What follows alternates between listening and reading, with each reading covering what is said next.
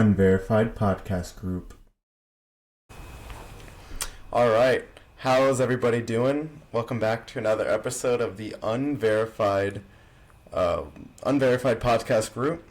Today we have a really cool guest on. We got Noah from Morocco.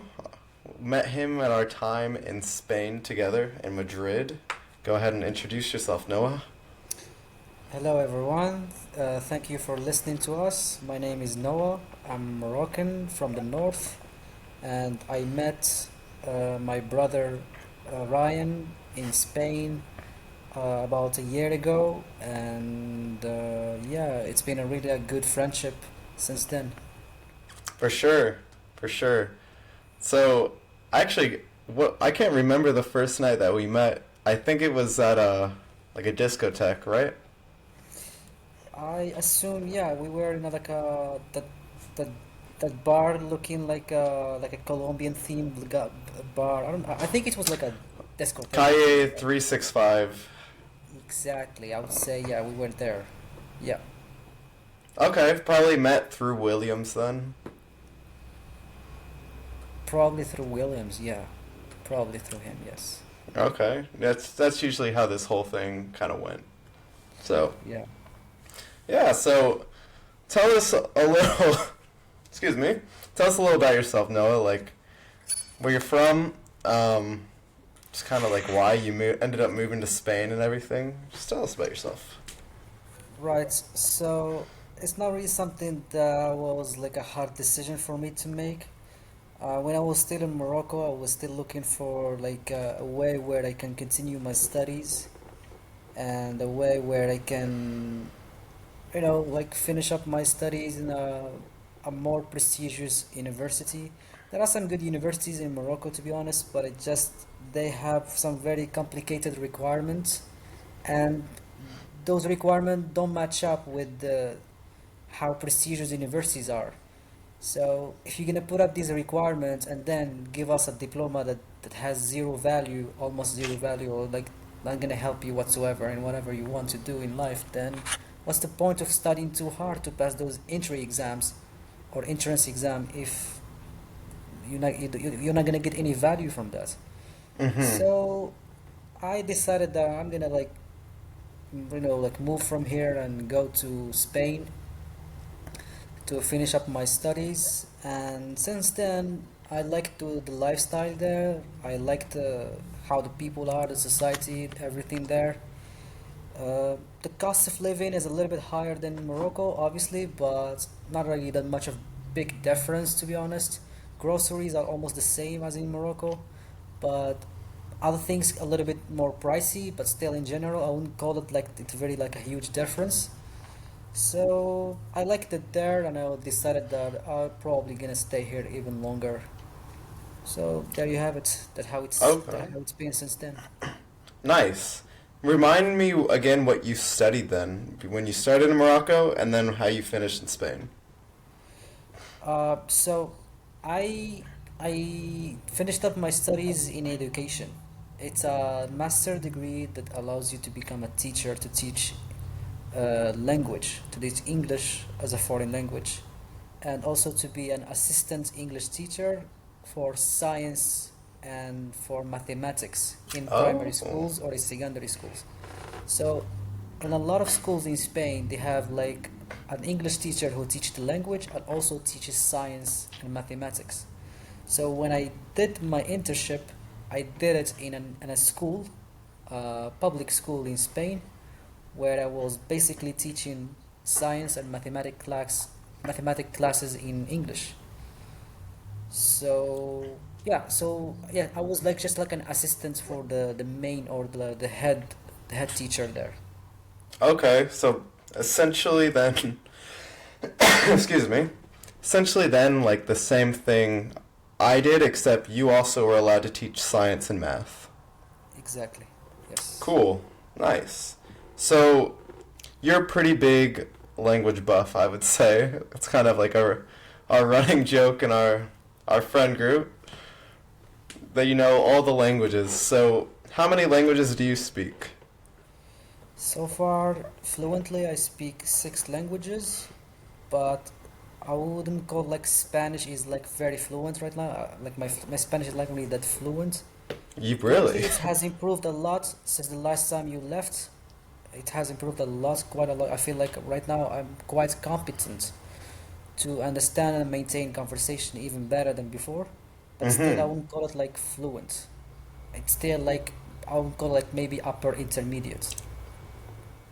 Dang, considering we kind of lived all of our lives and experiences in Spanish, I would have considered you fluent, but that's interesting that you don't consider yourself fluent. No, it's not really that fluent. It just maybe casual conversations, yes. I could maintain them easily, but if I'm gonna go deeper into some complicated topics in Spanish, it could get a little bit, sticky for me. Like I could end up in like those stuttering moments where I just have to think for a long time just to find the right word to express myself. Yep, I know exactly what you mean there. All right, then. So, what languages do you speak fluently then? So I speak French, Arabic, English, Spanish, the Moroccan Darija, and a bit of Berber, since my ancestors Berber. are from there, and I was a little bit exposed to Berber or Amazigh as the Moroccans they call it. So yeah, I ended up learning it a little bit about it too. Sick. Okay, nice. That's pretty cool. Like, can you say like obviously Darija is your, let's say, mother Yes, tongue. that's my mother tongue. So can you do like a little intro in Darija just to kind of give everyone, because our audience is primarily Americans, and I can assure we've probably not heard of Darija. So Well, yes, I'm just gonna like give like a small introduction of myself. In Darija would be it. سلام سميتي نعمان and أنا مغربي and وعايش في الشمال المغرب.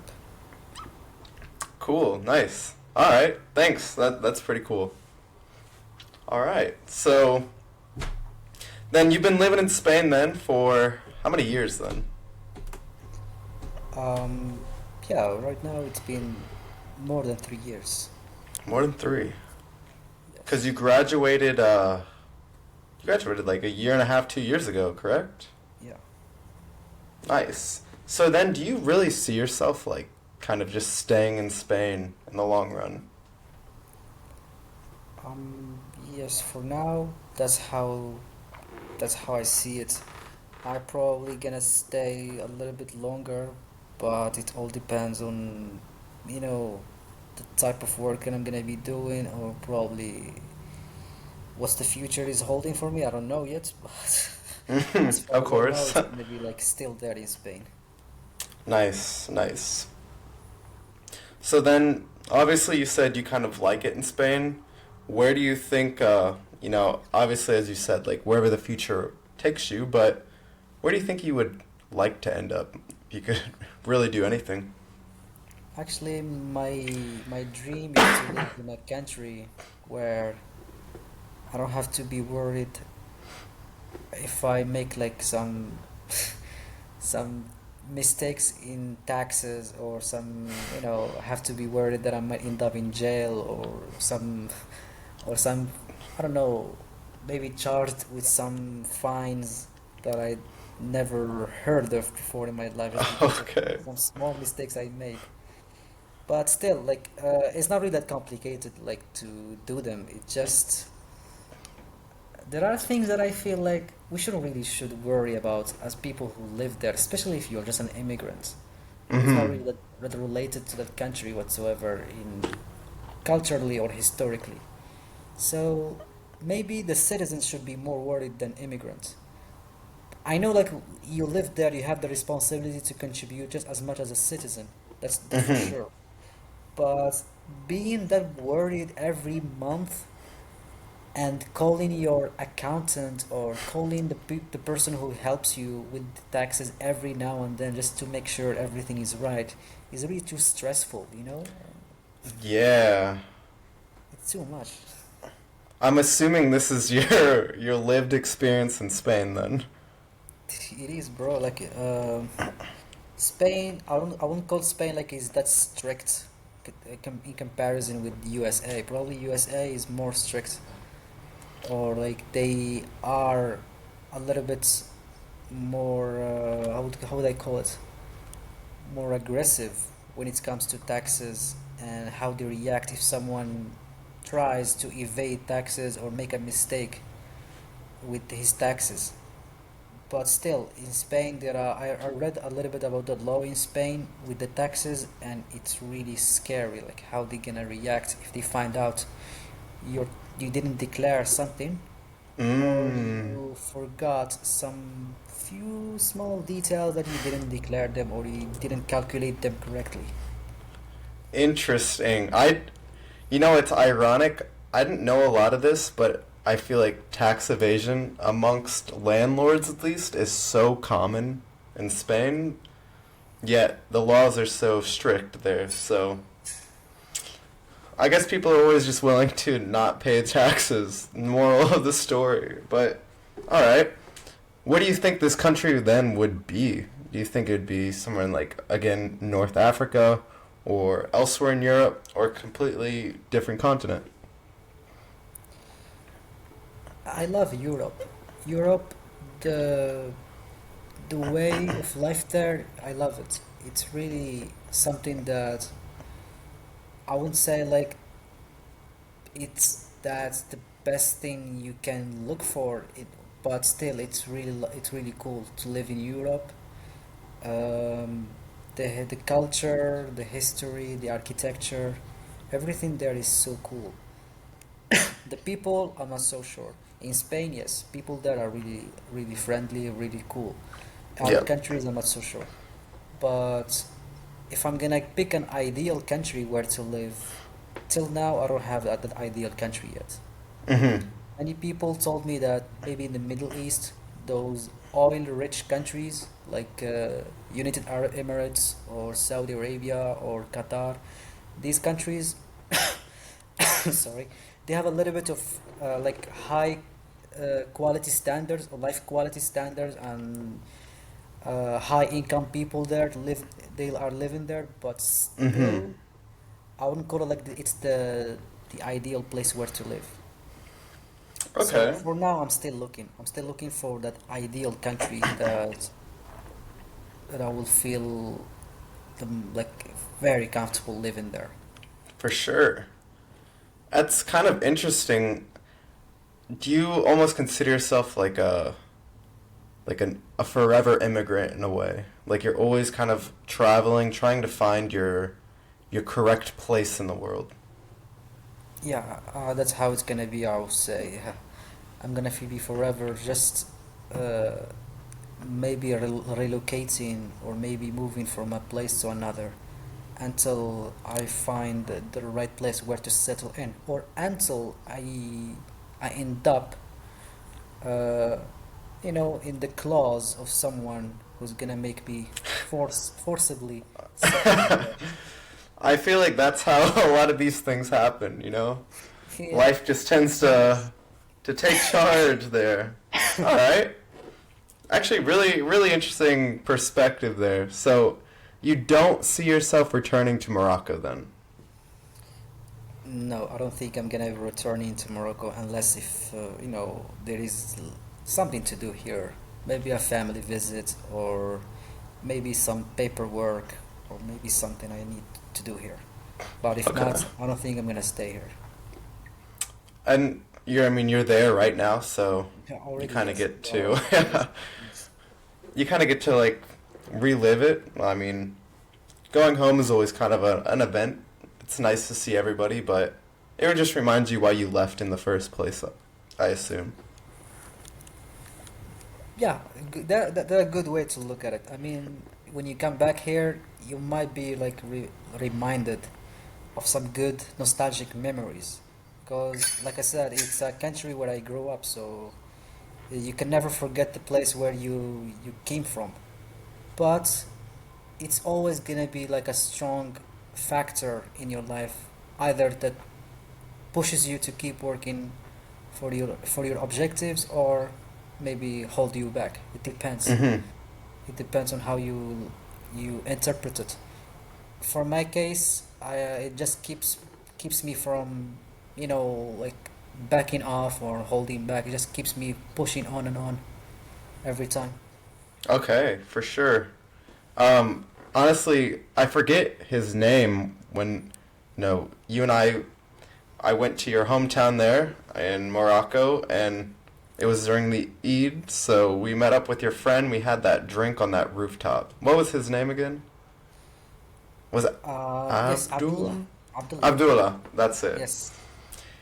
He kind of had a similar viewpoint there where he's like, I love to visit, of course, but I don't, like, he's pushing so he can kind of, like, do more of what he wants in his life. Yeah, I mean, he was lucky. I mean, me and him, we almost have been together for a long time. We studied in the same school, practically, and we even are from the same neighborhood. We live in the same neighborhood, so we practically grew up together since our childhood. Mm-hmm. And the only good thing he did, he actually moved from Morocco a long time ago when he was still 16 years old. Oh, no, 15 years old. He was 15 years old and he moved away from Morocco. He moved to China to study there. So, can you imagine? He actually went or after his objective and goals long time ago. Like he decided what he wants to do and what's the best thing for him long time ago, practically like more than 15 years ago. But me, Yeah, no I was kidding. I took this decision very late, very late. Maybe I didn't have someone in my family who's gonna orient me or at least set me on the right track since the beginning. Mm-hmm. Or probably it never crossed my mind that I'm gonna be ending up in a different country one day. If I knew that what I wanted right now, long time ago, if I knew what I wanted right now, I probably would take the same decision as him and leave the country even before completing 18 years old. Mm-hmm. Even better. I mean, when you move away from the country when you're still a minor, it's way easier than when you are an adult. Very, very true. I feel like we can all say that about a lot of things, though. Like, it's hard to make these decisions when you're 14, 15 years old, especially to move to China. Yeah, and China does a long way there. Like it's really far from Morocco. It's very far. Yeah, way different culture, you know. Yes, he's That's not even pretty cool. 18. He's not even 18. Still a teenager practically, and living away from his parents, thousands of miles away, and he doesn't know the language. Still, he doesn't even know it right now. I mean, he told me like he learned a few words, but still, till now he doesn't speak even one sentence correctly, probably. And definitely, people are different there in China. So different. Mm-hmm. Yeah. Different food, different religion, different culture, different faith. They they are completely different. Kind of a, I was that was a really kind of just interesting story in general, but kind of overlapping things. Like you say, he did this at kind of a young age, while you moved at your later years to Spain. But all the reasons are ultimately the same. Yes, his reason again, he wanted to find a way where he can easily work, abroad without any issues. And if you do your studies abroad instead of Morocco, and then you continue there abroad, not coming back to Morocco, you continue there working in any kind of country, it's still way easier than finishing your studies in Morocco, getting that high school degree here in Morocco, and then you move away. That's really hard. It's all because of the value of the education in Morocco. When you get a Mm-hmm. degree here in Morocco from high school, even though the reputation of Moroccans having that baccalaureate degree or the high school degree is really like have a good reputation, because I heard many Moroccans who go to France to study there after high school, they always pass the top of their classes in any kind of major, but it's still the degree itself have almost zero value. It Huh. just Moroccans who study there in France, for example, they are smarter probably than the other ones from different countries or from the French ones. I That could mean, be the reason. think about it. Y'all speak like fucking six languages, and it seems like your studies, like you have the oldest university in the Western world in Fez. Yeah. Like you all have that history there. Do you think it's just that the institutions don't carry the weight that, let's say, a European Yeah, or I mean the North American standards. one? Yeah, yeah, exactly. How did they like rank these universities from the best to the worst? They rank them based on the quality of the education they provide in those universities, the facilities they have, the quality of their equipment, what type of approaches they're using when they teach those majors or those classes, and obviously the staff, the people who work there. What are their qualities? What are their qualifications? So that's how they rank up these universities. And at the end of the day, the thing that actually I feel is what makes the universities stand out from the other ones is actually the brand. When you graduate from Harvard, it's not the same like when you graduate from, I don't know, Abdelmalik Sadi in Morocco, or Mm-hmm. when you graduate from, I don't know, like a Chinese university. It's still way different. A Shanghai university is like far better than any Moroccan university.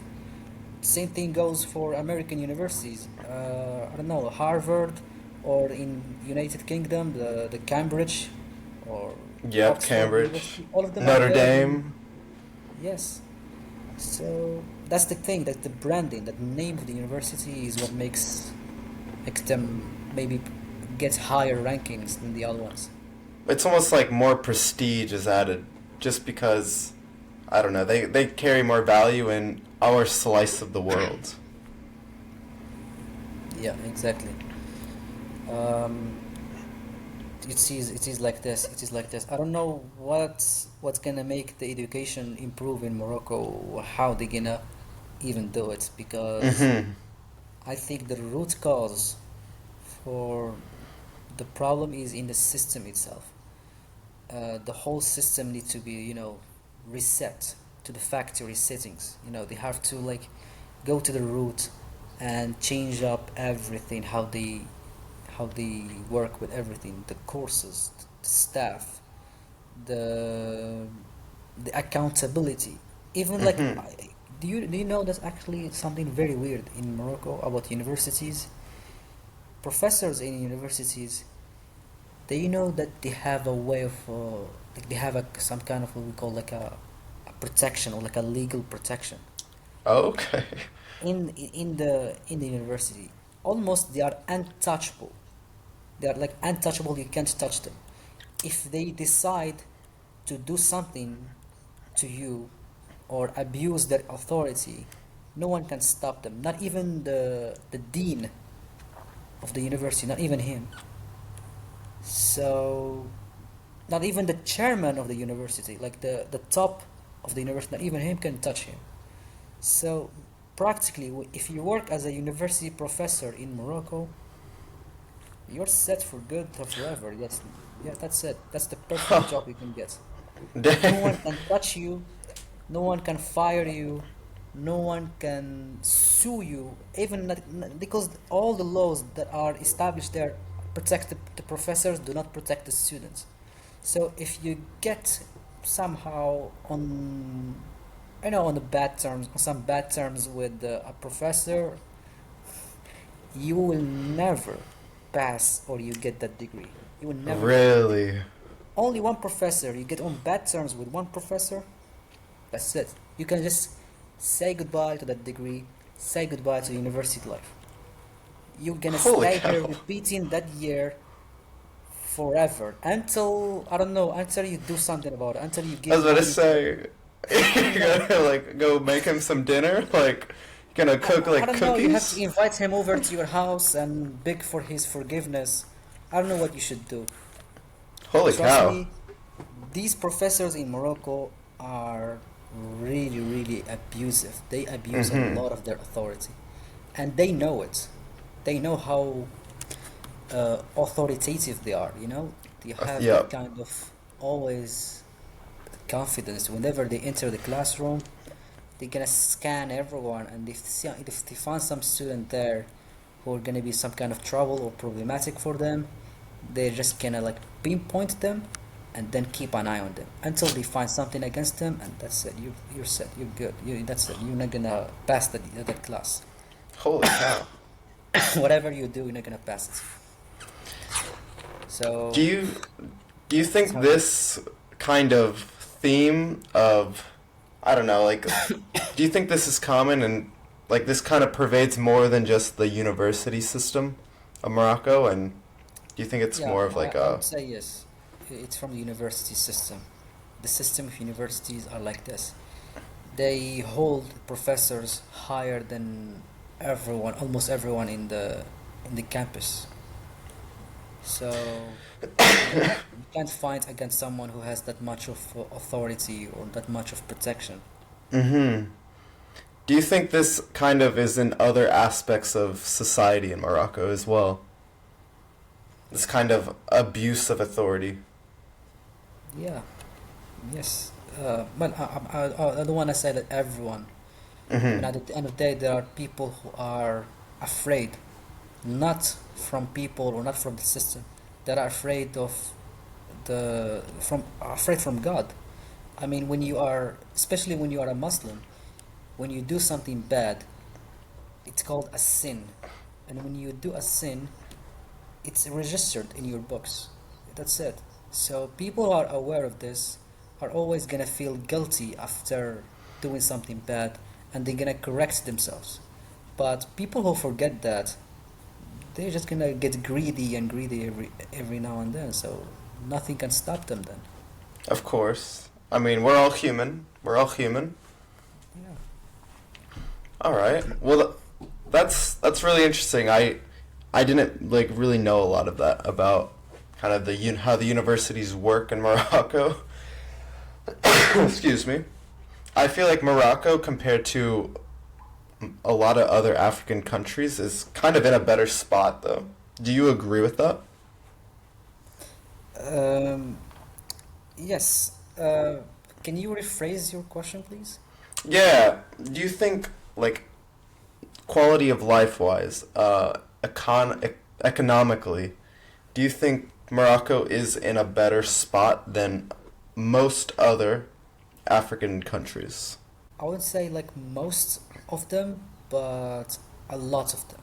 Mm-hmm. Morocco is better than a lot of countries in Africa, economically, politically, and socially too. Okay. What I like the most about Morocco is our society.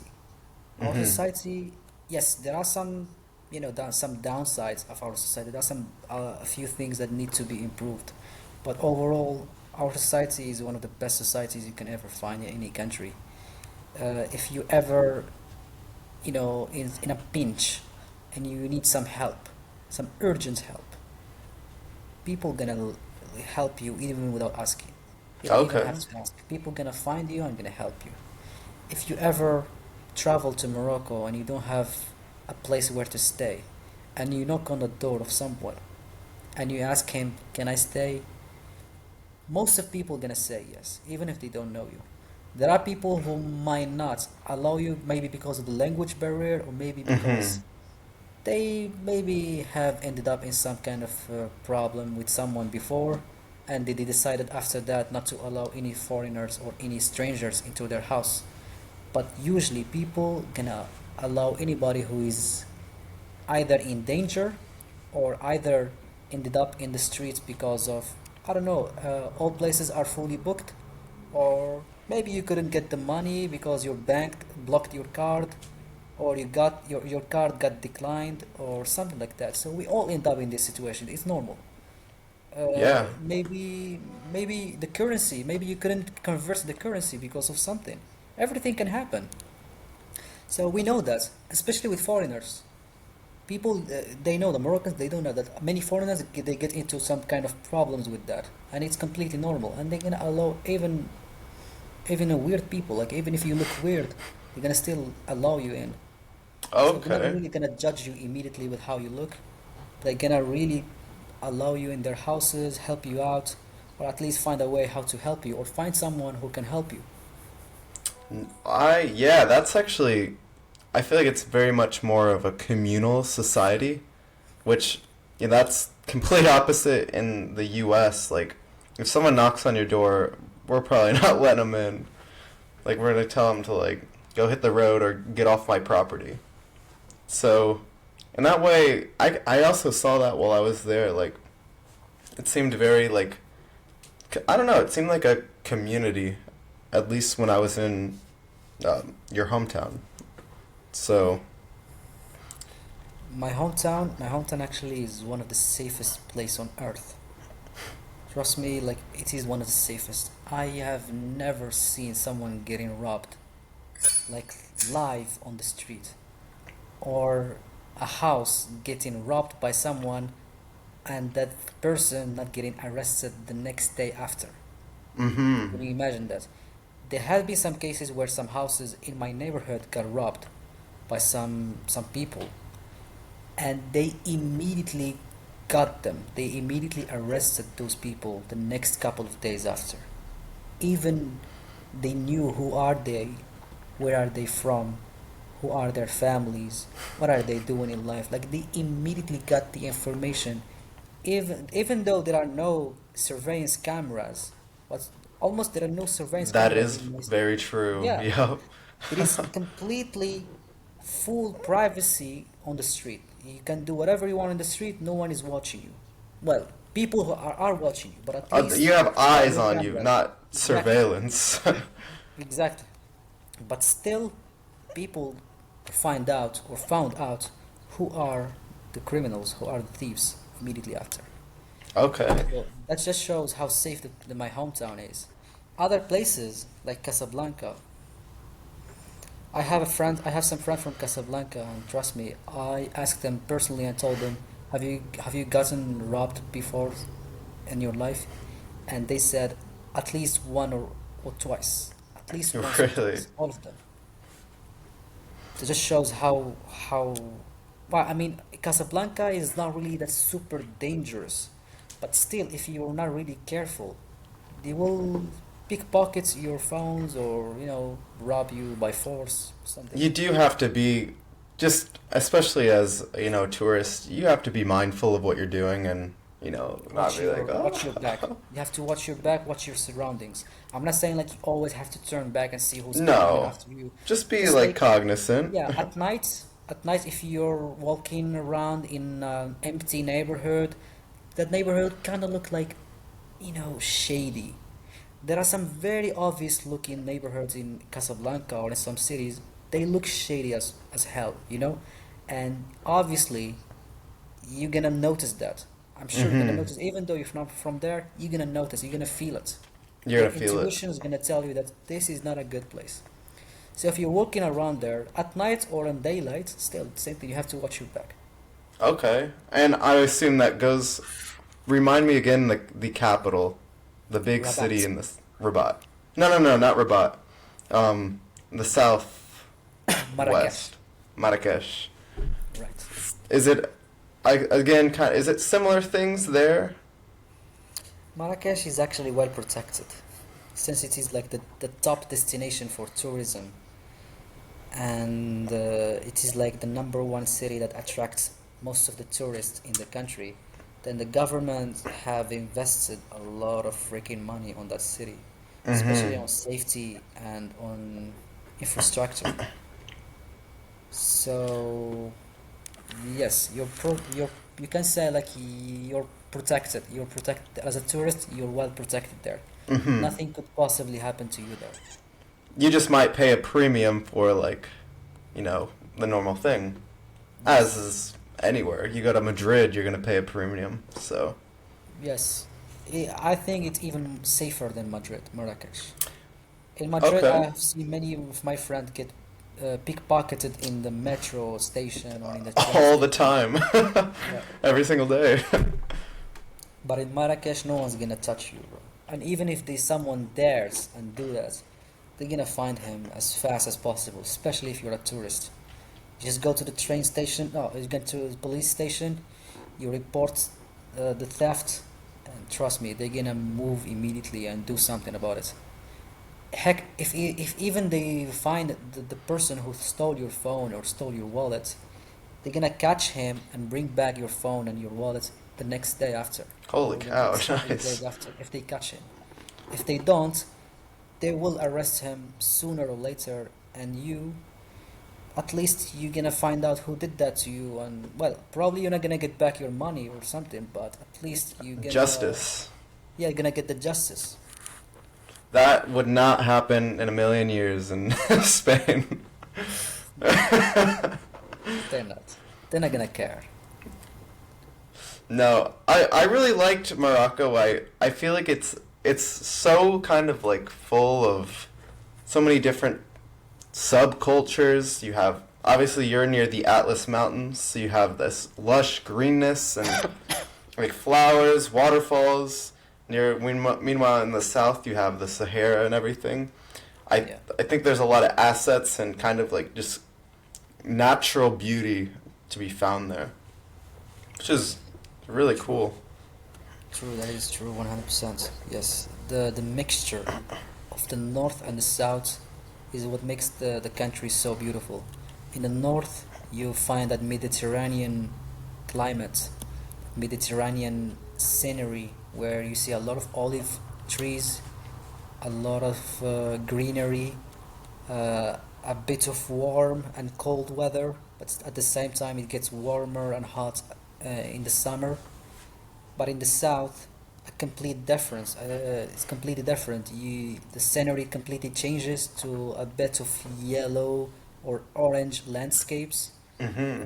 dry weather. There is absolutely zero humidity in the air. So if you don't get like hydrated every time, you might you might have like dry lips or dry skin Okay. from that. And yeah, it's really hot there. Even right now, currently right now in the north of Morocco, right now it's 9 degrees, 9 degrees Okay. Celsius. About In Fahrenheit, 45. I don't know how much that, but 9 degrees Celsius, that's pretty cold. That's really cold. Yeah. Right now where I am in Missouri, it is 0 degrees. Okay, that's freaking cold. Yeah. Right. So But yeah, but in the south, probably it's gonna be like 18 degrees or 19 degrees, even right now. okay, damn. So 18, 19 for all the Americans out there is about 65 degrees to 63, 65. Yeah, that's So actually that's warm. pretty, yeah, it's pretty pleasant. Yeah. So yeah, pretty different then. So what are some things that you think that are kind of like misconceptions about being not is Morocco part of the West? That's a good question. Morocco is considered part of the East, not the West, Okay. because of the culture, because of the religion, because of the language. Almost all countries that have Arabic as an official language, recognized as an official language in the country, are considered part of the East. Okay. So when you say the West, you're more likely gonna think about Christian countries, like Catholic Christian countries, not the Orthodox ones. Mhm. Orthodox are still considered about the East, not the West. So Catholic Christian countries like Spain, France, UK, Latin America or South America, North America like Canada and the US. Definitely. And yeah, so but Australia, I'm not sure if it is considered part of the West or the East. I don't know. It's basically the West. I mean, they've Yeah, graphed. yes. Australia also, I think it's part of the West. Yeah. Mhm. Okay. So then, what do you think some misconceptions that, you know, Western kind of, like I say, like my paisanos, so Americans, people from the West, what do you think are some common misconceptions or misunderstandings that we have of, you know, kind of the Muslim world? Because honestly, I visited. It was a very pleasant experience, and I would love to come back to revisit you all. So, what do you think of some misconceptions would be? If it is about the religion, then it's already obvious. Many people have a kind of the prejudice about the religion, saying that it's a very radical religion or an extremist or an extreme religion where Mm-hmm. they oppress people. That's I would say that the most common misconception about the Americans or Western people in general, not just Mm-hmm. only Americans. They believe that in Muslim countries we oppress people, we force them to do as the religion says, or even worse, some people think that we oppress women and we lock them inside their houses. That's completely false, completely untrue. My sister can go out wherever she wants, no one can stop her. My mother, as actually right now, she's traveling around Morocco. Okay. No one cares, no one really bothered by that. She can do whatever she wants. As long as you respect the limitations of the religion, then why would you even be like afraid of doing something that you like to do? You can do it, but people still believe that people are oppressed, or maybe here in Morocco people still rides on camels, or maybe I don't know, people live on the streets. We don't have houses or something like that. There are many people who actually, bluntly, they said that they said, uh, "Are you guys? Do you guys have transport? I mean, I would like to travel." Yeah, he said like I would like to travel to Morocco, but do you guys have transport or Oh something my there where you can god. travel? I told them no, you cannot. You have to walk on your feet every time. I'm sorry, but God. you have to walk.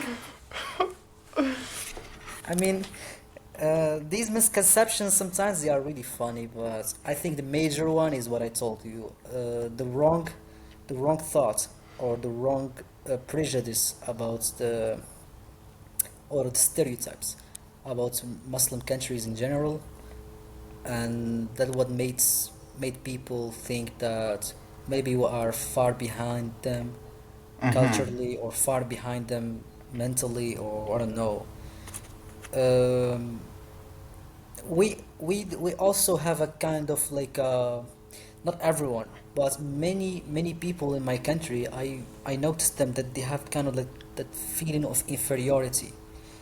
They feel inferior to Western countries sometimes. I They don't really bluntly say it, but um, you can feel it from the way they talk. When they Mm-hmm. talk about other countries, you always start feeling like they are either comparing themselves to those countries or to those societies, and then they ended up conceiving that feeling of inferiority. That's I don't really like it because people haven't traveled to the West yet. You have to travel to other countries and see by yourself how those societies look like before Definitely. judging whether you are inferior or superior. Okay. So at the end of the day, we also have some misconceptions about the West. Not only Americans, not only Mexicans, not only Spanish. We all have misconceptions about the other countries. And why we have that? Probably because we believe what we see on social media. Probably we Or the believe what we news. see on TV. A lot of lies, a lot of fake news that are out there on the internet. So people need to see how we live here by their own eyes. Come here and look and find out how is life here. And then you decide. Definitely. If you think we are inferior to you, then go ahead and believe that we don't care.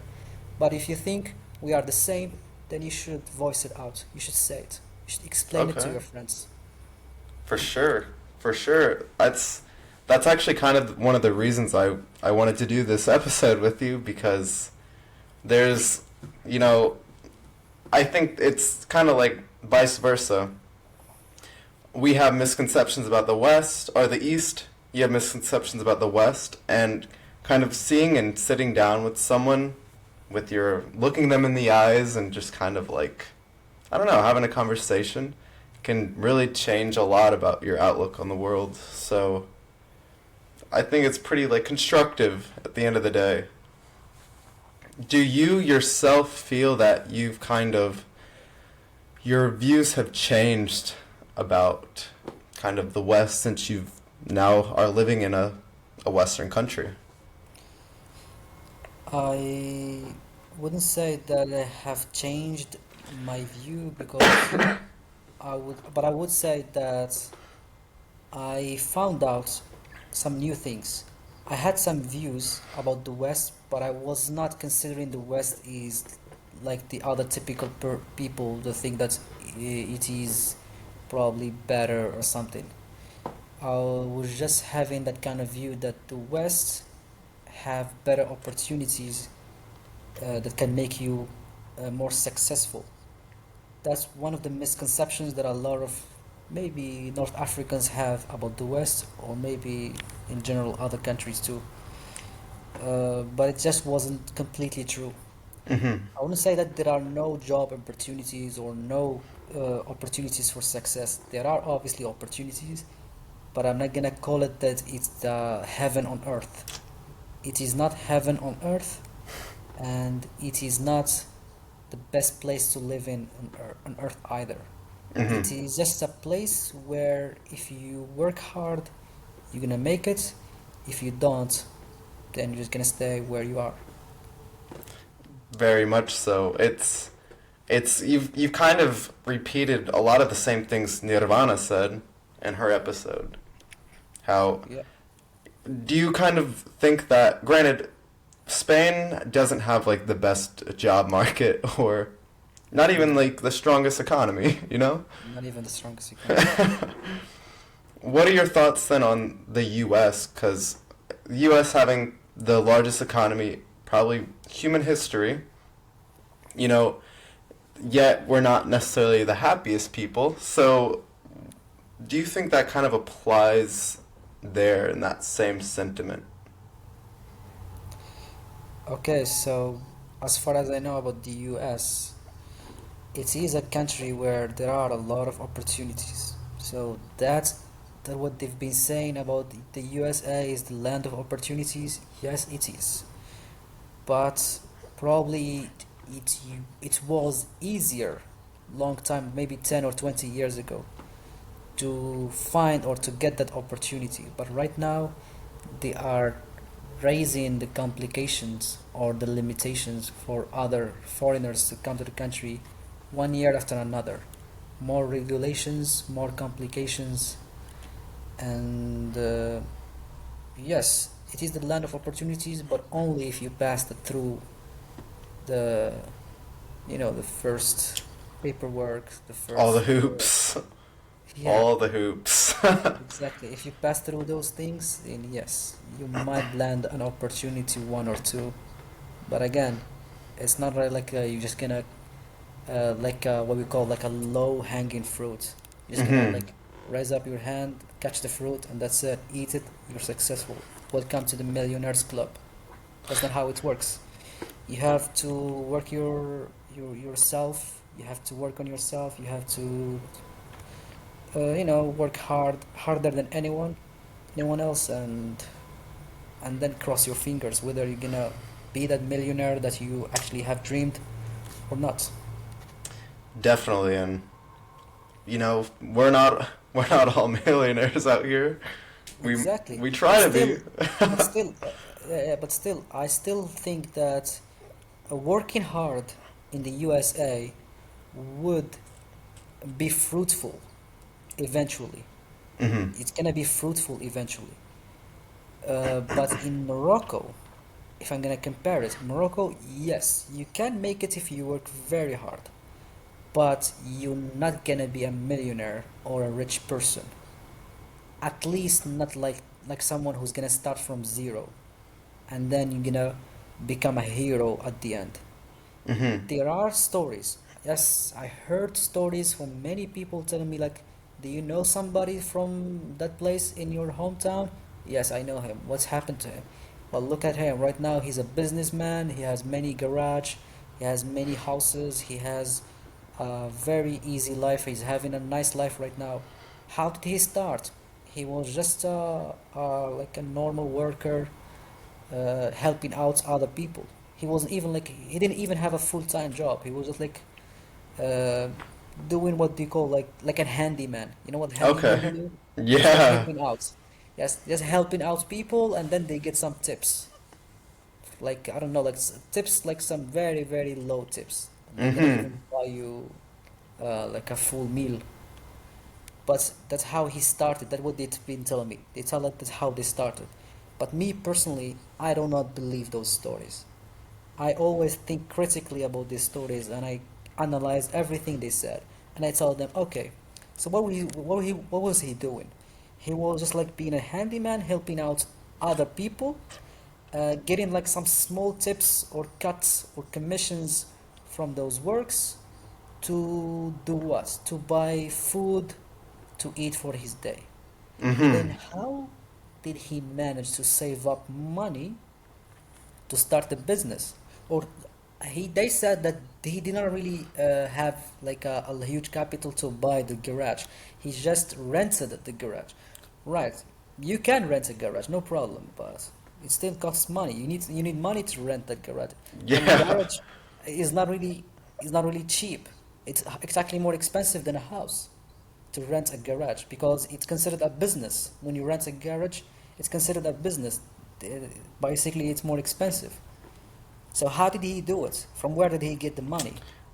I'm sure that someone lent him the money. But what I said, Mm-hmm. if the story is true, then probably someone lent him money, maybe from family. He lent him some capital to start with. Okay. Yeah, I mean, And then he managed to do whatever he's doing right now. Yes, that could happen. But trust me, the probability of you succeeding in this way is almost 0 or 1%. Because if you make it, that just means you're super lucky. But in a different country, if we're gonna say like USA, then yes, or even Germany. yes, in Germany too. In Germany or in USA, when you start from zero, just a McDonald worker, just start working from McDonald's or in a bar or in a restaurant or anywhere. You can make it afterwards. You You can save can. up money, you can easily save up money, and then because bit by bit, you you like gather a little bit of capital, and then you create your own business. It's not really gonna like cost you too many years to do that. Maybe a couple of years, 2, 3, 5 years, and that's it. You're ready to start. But in Morocco, you have to work 30 years or 20 years just to gather enough capital to start a business. Do the same thing. Yes, if not, you have to start with a very low capital. But the problem starting with a very small capital, there is a huge risk of failing. There is a huge risk of everything begun in 1 or 2 months because you don't Okay. have enough budget to really, really, do your business properly. Huh. In that way, I do feel fortunate that kind of we have that accelerated success that we're able to do that. That's the word, yes. You can easily accelerate through the system, the economical system, and at least jump to the middle class. You don't have to stay in the poverty for all your life. But Mm-hmm. in Morocco, if you start from the poor class, it's like starting in a game with level 1, right? And everyone around is level 100 or 200. And you're only guy with level 1 there, trying to survive. Or like I don't know, like a bunch of people who are level 1 just like you, and you're fighting each other. Who's gonna, get experience faster than the other one to get level 2, 3, and then rise up to level 100. But in the US, I would say like at least you don't start from level 1. You get some stats, some high stats. You get some skills. You get some, I don't know, some things, some tweaks that allows you to at least immediately get faster experience and jump or skip levels immediately, like Mm-hmm. from level 1 immediately to level 10 and then level 20. It's like you're gonna be skipping stages until you at least make it. Mm-hmm. I'm not gonna say like be rich, but at least you're gonna feel like I made it. It Definitely. doesn't mean like you're rich, but it means like you made it. You're fine. You're doing Like you fine. provided for yourself or even your Yes, family. exactly. Then, with all of this being said, then, what do you really think that, like, obviously we're very, like, money oriented in the US, and even, like, being money insecure is makes you kind of money oriented, of course. What do you think, personally, people need to be happy? So It's a big define. question. Yes, but I want you to define for me what is happiness. Depending on what you answer me, I will tell you what you need. Okay. You're like Define my what do you fortune mean by teller. happiness? I'd say just like, you're I'd say you're just like comfortable. You have what you need, but you're like Maslow's hierarchy of needs, Hmm. Yes. where it's like the very top of the pyramid, you've self-actualized. Being very like money focused and everything, I feel like we tend to neglect a lot of what we need as like human beings, like connections and community, things like that. Do you think that kind of Western society kind of neglects some of that in pursuit of money at the end of the day? Yes. You cannot. But actually, I don't think you can neglect the pursuit of money because you have no choice. You have to Mm-hmm. pursue money if you wanna make it in life, in our life, anywhere there, anywhere in the world. You have to pursue money. You have to chase after money all your life until you die. But the main point here is how far you're gonna keep chasing after that money, or for how long you're gonna do that. If you keep doing that all your life until you die, then honestly, I think it's not really a good way to live your life. If you're gonna keep chasing after money all your life until you die, then you're gonna just like die a sad death, or maybe you're gonna die in a way that nobody's gonna care about you. No one's gonna be saddened by the news of your death. Mm-hmm.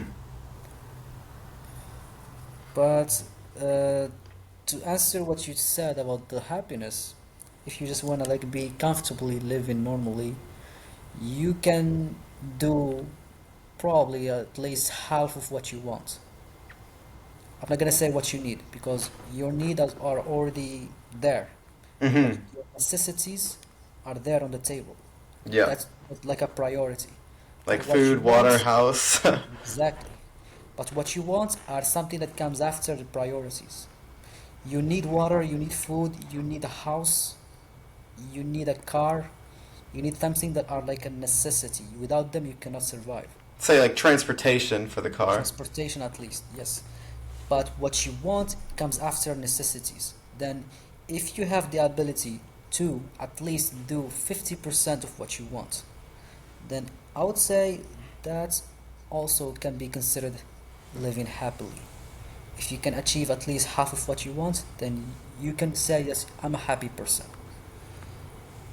So, yes, that is something that everyone has the right to live, or have the right to at least experience how it feels to be that kind of person.